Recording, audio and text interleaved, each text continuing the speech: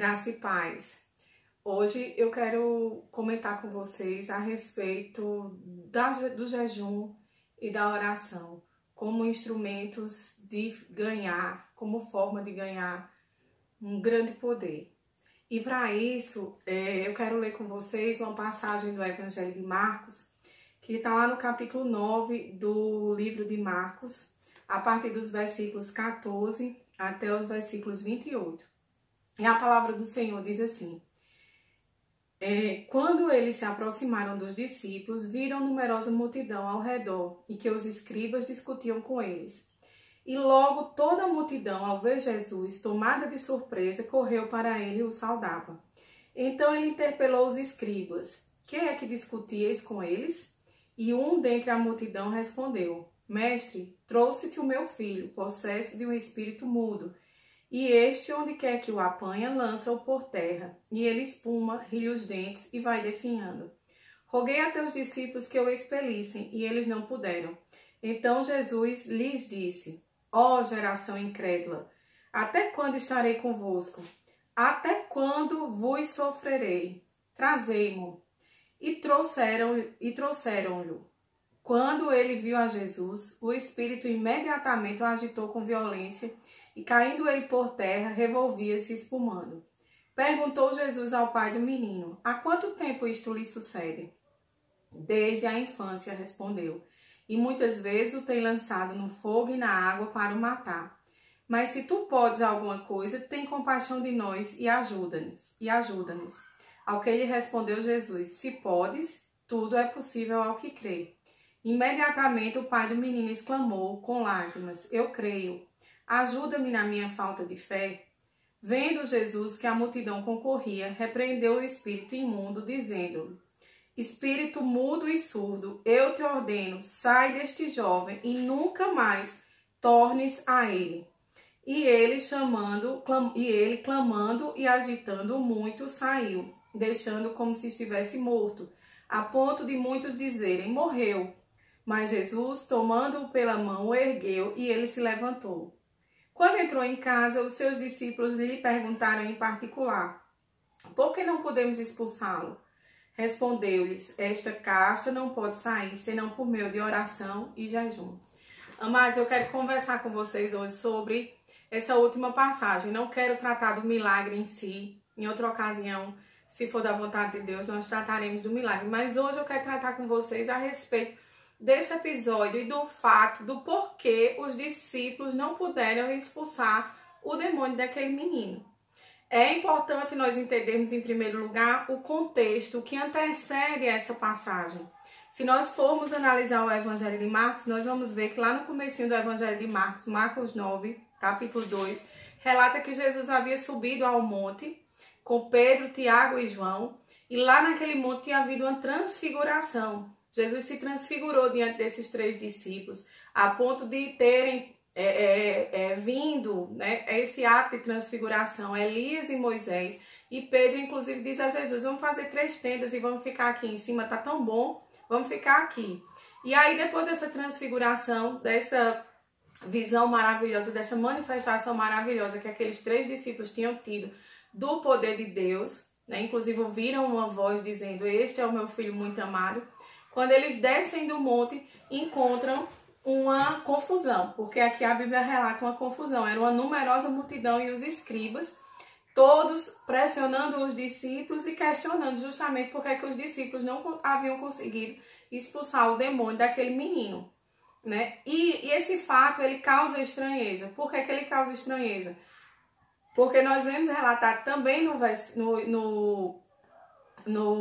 Evangelho de Marcos, no capítulo 3 e no versículo 6, que Jesus havia comissionado os discípulos a irem de 2 em 2 e expulsar demônios. Havia 9 discípulos ali. Jesus tinha subido com 3 discípulos e tinha ficado 9 discípulos embaixo. Por que foi que eles não conseguiram expulsar aquele demônio daquele menino? Se Jesus já havia comissionado aqueles discípulos antes a fazerem isso, e eles próprios já haviam feito isso em outras ocasiões. Você pode até estar dizendo assim: eles não conseguiram expulsar porque, como Jesus disse, tratava-se de uma casta de demônio. E casta de demônio é muito demônio, não é um demônio só, são vários demônios juntos. Mas o fato não é esse.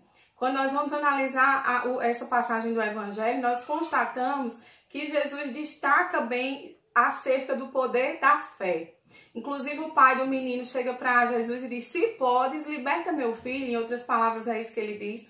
E Jesus diz assim: tudo é possível ao que crê. E ele diz: eu creio, mas me ajuda na minha pouca fé, me ajuda a aumentar a minha fé. Então a resposta aqui é simples e clara e objetiva. Por que foi que os discípulos não conseguiram expulsar aquele demônio? Claramente, porque faltou fé. E aí você deve estar se questionando, como eu também me questionei, qual a relação que existe entre fé, jejum e oração. E aí, para a gente poder chegar à conclusão de qual a relação que existe entre fé, jejum e oração, é bom, em primeiro lugar, a gente entender em que é que consiste a oração. A oração é, sem dúvida nenhuma, uma forma de o cristão conversar com Deus. É uma forma do cristão abrir o coração para Deus, conversar com Deus, com a finalidade de conhecer a Deus, né? É uma forma de se conversar diariamente com Deus, abrir o coração diariamente para Deus a fim de conhecê-lo. E está muito claro na palavra lá em Romanos 12:12. Se você for ler Romanos 12:12, você vai chegar à conclusão de que a oração é uma forma de comunicação do ser humano com Deus a fim de conhecer. E aí nós temos que entender que quando a gente ama alguém e se nós amamos a Deus, nós procuramos manter um diálogo constante, contínuo com aquela pessoa a quem nós amamos. E assim é com Deus. Se nós amamos a Deus, então nós devemos manter um diálogo constante, contínuo, corriqueiro com Ele. E é por isso que a palavra diz que nós devemos orar sem cessar. Está escrito lá em 1 Tessalonicenses, capítulo 5, versículo 17. Que nós cristãos devemos orar sem cessar. O que é que a palavra está querendo dizer com isso? Que nós cristãos devemos ter hábito de oração, porque a oração é o que nos leva ao conhecimento de Deus, é o que nos leva à intimidade com Deus. A oração também serve, amados, para manifestar a dependência do homem com relação a Deus. Nós somos dependentes de Deus. E Paulo diz isso lá em Filipenses 4:6, que nós não devemos estar inquietos nem ansiosos com coisa alguma. Antes disso, todas as nossas inquietações e ansiedades devem ser levadas ao conhecimento do Pai, com súplicas e ações de graça, né? Com orações de súplica e ação de graça. É assim que está escrito na palavra e é assim que nós devemos crer. Se somos dependentes do Pai e às vezes nós temos o costume de, quando estamos com um problema, procurar um amigo para conversar, o primeiro amigo que a gente deve procurar para conversar é Deus. Quando estamos diante de uma alegria muito grande, sempre queremos compartilhar e dividir com alguém. E a primeira pessoa com quem nós devemos compartilhar e dividir é, sem dúvida nenhuma, Deus. É por isso que Paulo diz que nós não devemos estar ansiosos nem inquietos com coisa alguma. Antes, as nossas inquietações, elas devem ser conhecidas de Deus, com orações de súplicas e ações de graça. Então, não resta dúvida de que a oração é uma forma de comunicação com Deus. Inclusive, lá em Hebreus 5:7, o escritor deixa bem claro que Jesus, mesmo sendo Deus, diversas vezes ele se afastou dos seus próprios discípulos, procurou um monte, um lugar escondido e foi orar. Então a oração representa, sem nenhuma dúvida, essa forma de comunicação do homem com Deus e nós devemos, tanto quanto possível, primar por ter uma vida constante, contínua e corriqueira de oração. Como é que se ora? A oração é, em primeiro lugar, uma forma de manifestação de adoração a Deus. Está escrito lá no Salmo 113, capítulo, versículos de 1 ao 6. Em segundo lugar, a oração deve ser uma forma por meio da qual nós reconhecemos os nossos pecados diante de Deus. Está escrito no Salmo 32, versículos de 1 a 5. Em terceiro lugar, nós devemos utilizar a oração para interceder por aquelas pessoas, amigas ou inimigas, que estão precisando de uma oração. E isso está escrito lá no Salmo 20, versículos de 1 a 4.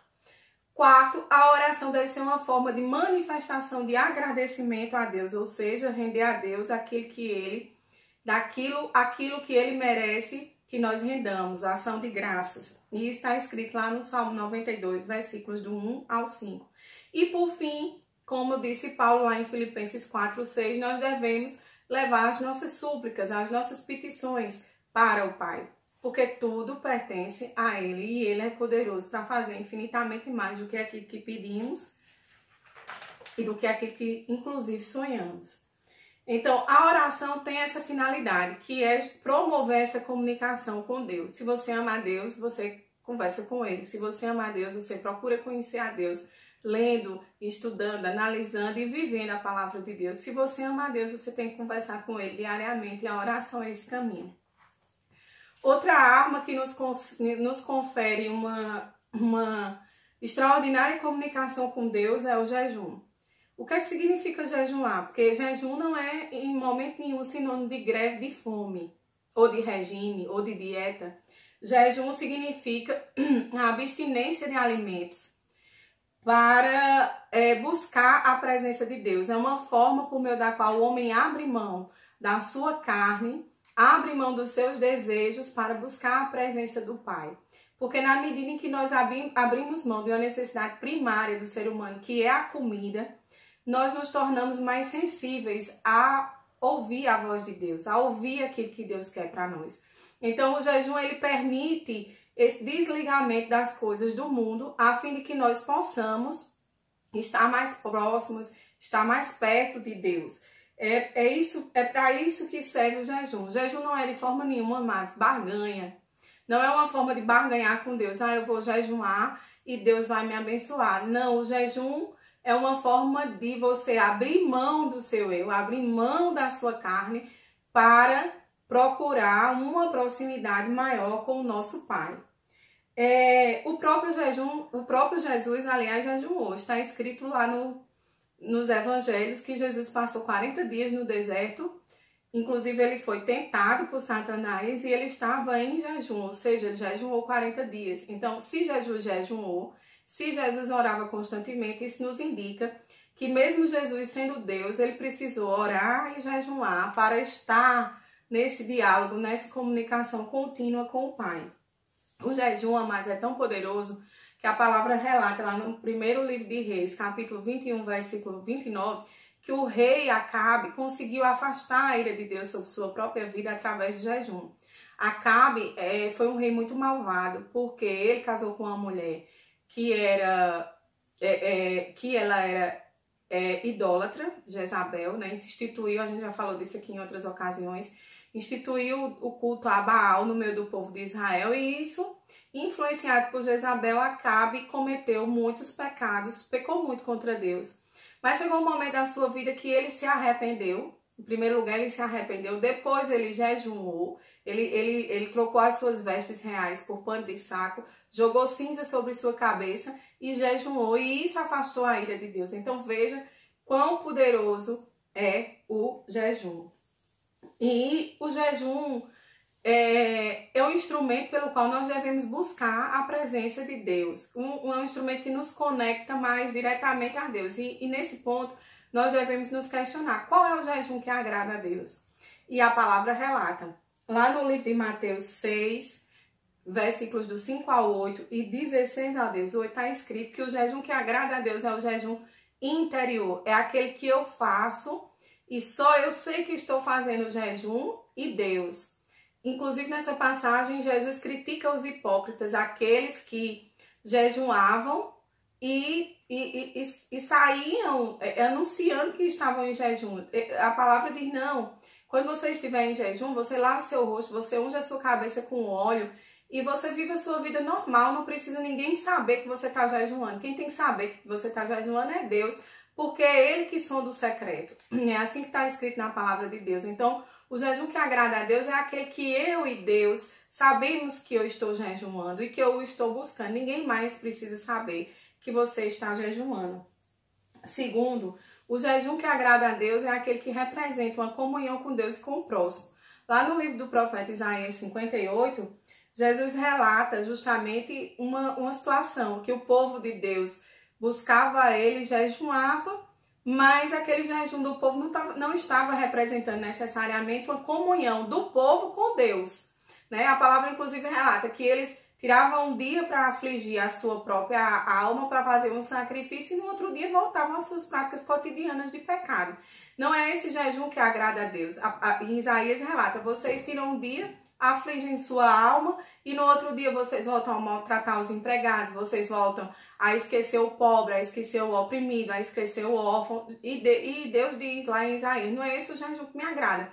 O jejum que me agrada é aquele jejum que você faz com comunhão com Deus e com o próximo. O que significa dizer a comunhão com o próximo? Que você deve ir levar a palavra, soltar os presos, os oprimidos, aqueles que estão necessitando, ajudar. O jejum que agrada a Deus, em resumo, é aquele jejum que você faz em comunhão com Ele e em serviço ao próximo. Porque nós cristãos, sem dúvida nenhuma, temos uma missão de servir. Somos cristãos, embaixadores de Cristo nessa terra e por isso devemos servir ao próximo. Esse jejum é o que agrada a Deus. Qual é a conclusão, irmãos, que eu tiro disso tudo? Por que é que os discípulos não puderam expulsar aquele demônio daquele menino? Eles não puderam expulsar aquele demônio daquele menino, como eu já disse, porque eles tinham pouca fé, eles não tiveram fé. Eles creram no seu poder. Eles já tinham feito isso antes e provavelmente eles estavam muito, muito convencidos, né? E chegaram para expulsar aquele demônio, não dependente do poder de Deus, mas confiando no poder que eles julgavam ter. E aí é por isso que Jesus diz a eles, faltou fé.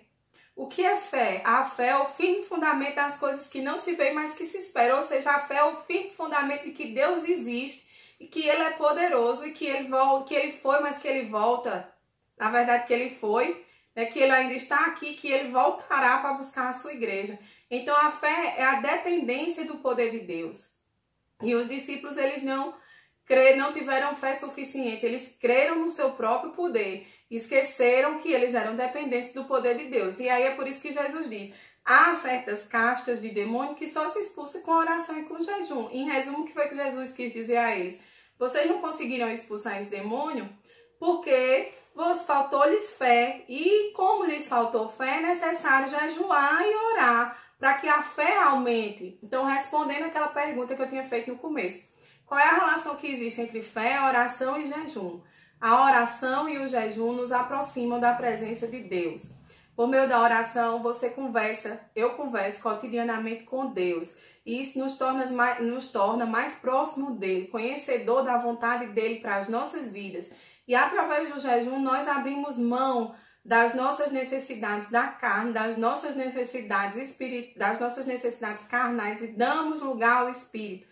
Isso nos aproxima de Deus. Se isso faz, o jejum e a oração faz com que nós nos aproximemos de Deus, consequentemente isso aumenta a fé. Por isso que Jesus disse aos discípulos, tem determinadas castas de demônio que só se expulsa com oração e com jejum. Em resumo, o que ele quis dizer foi, tem determinadas castas de demônio que para vocês expulsarem, vocês vão ter que jejuar e orar para poder ter uma dependência completa do poder de Deus. Para que vocês possam, nessa dependência completa do poder de Deus, serem um instrumento de concretização da fé. Por isso que eles não puderam expulsar aquele demônio. Faltou fé, né? E faltou fé por quê? Porque, com certeza, muito provavelmente, eles estavam negligenciando a respeito da oração e do jejum. Você tem orado? E essa pergunta eu me fiz essa semana. Essa semana foi uma semana difícil, com muitas coisas, inclusive muitos problemas pessoais para superar. E essa pergunta eu me fiz essa semana. Será que eu orei adequadamente? Você tem orado? Quantas vezes por semana? Quantas vezes por dia? Qual é o seu grau de dependência de Deus? Você tem jejuado? Ou seja, aberto mão da sua vontade carnal para se aproximar mais da vontade de Deus para a sua vida? E às vezes, irmãos, eu só quero lhe dizer uma coisa. Às vezes, há determinadas pessoas, pode até ser que alguém aí do outro lado esteja nessa situação, que não podem abrir mão de comida por um determinado período de tempo. Mas há outras formas de jejuar. Aquele docinho que você gosta de comer depois do almoço. O WhatsApp, que hoje em dia nós vivemos viciados no WhatsApp. Jejum no WhatsApp um dia. Aquela minissérie que você assiste que não consegue ficar sem assistir. Abra mão de assistir essa minissérie durante uma semana. Se você não pode jejuar comida, com certeza Deus lhe mostrará outras formas de jejum que você pode fazer para buscar uma consagração espiritual.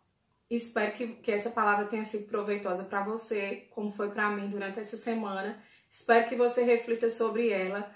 Um grande abraço, uma semana abençoada. Fiquem com Deus e que Ele lhes conceda muitas e muitas e muitas bênçãos. Beijo no coração.